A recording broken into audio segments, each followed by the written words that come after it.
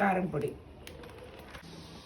కిలోకి పావు కిలో కారం పొడి, పావు కిలో ఉప్పు, పావు కేజీ అరమెల్లిపాయ పేస్ట్.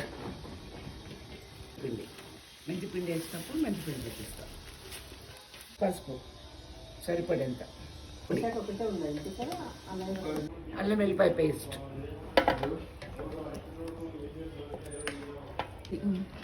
టేస్ట్ కోసం కొంచెం ఎల్లిపాయ,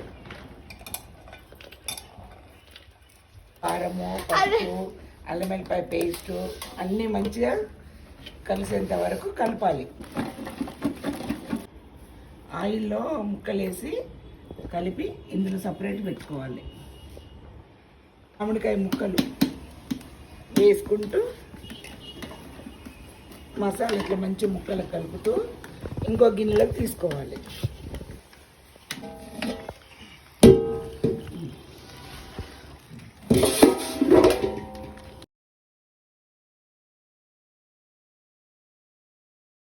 తాలింపు ఆవాలు,